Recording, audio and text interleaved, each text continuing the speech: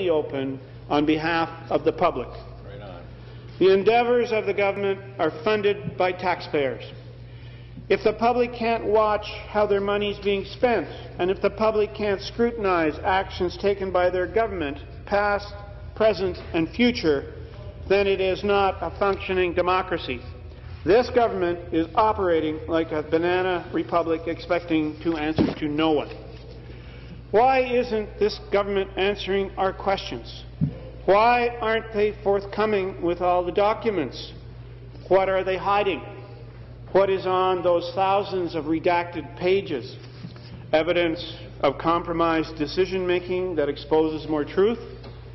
Evidence of more money thrown at voters to sway opinion? The people want to know. Ontarians want us to hold this government to account.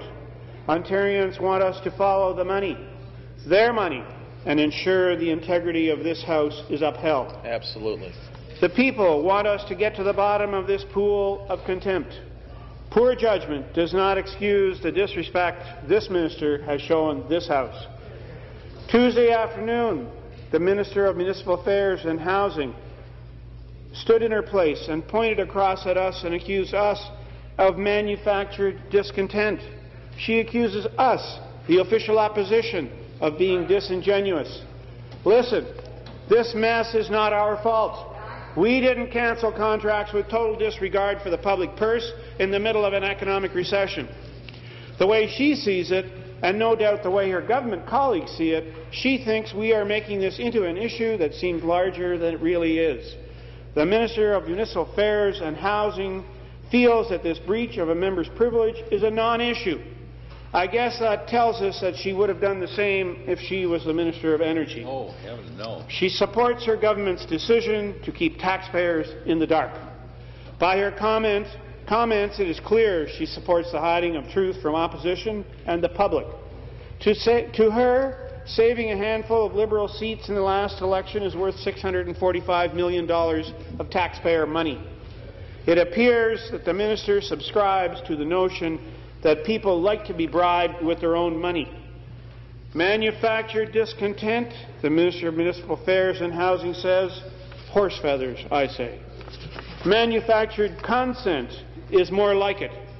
They would not have cancelled or relocated those power plant deals if they did not have a political reason to do so. To buy votes, to buy the consent of the voter to give the Liberals 4 more seats towards majority rule.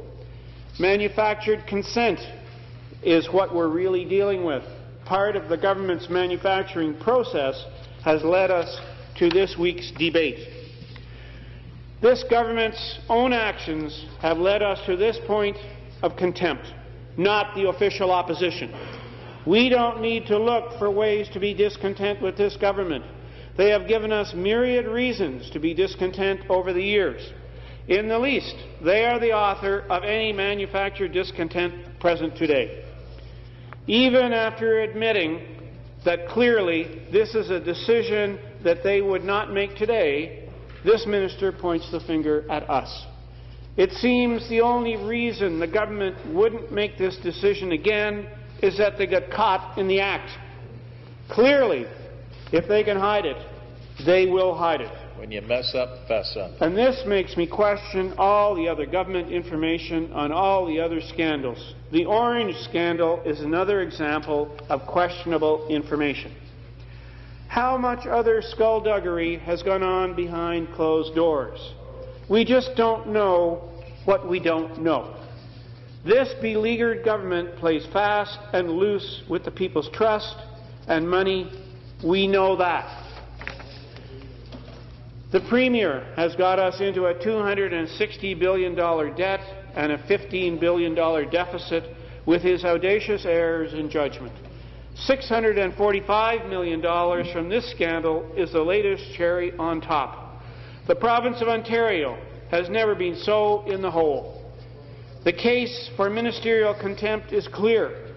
We need to send this serious issue to committee for proper due diligence. This motion, as amended, would set up the Finance Committee of the Legislature that the Liberals are refusing to set up, which is another example of their contempt of Parliament. The Finance Committee is the right place for members to question the government on this issue. The committee will confirm whether contempt of the legislature did occur. The committee will decide on the appropriate sanctions. After their work is done, the committee will report back to the legislature. If the legislature does not swiftly denounce the true ministerial contempt, we will be plagued by this precedent.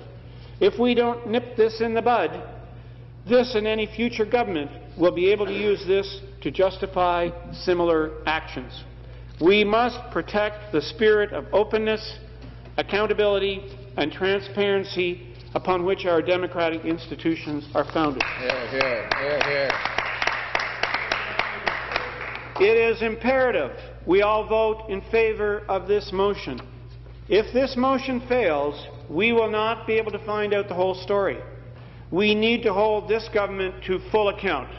Thank you, Mr. Speaker. All right.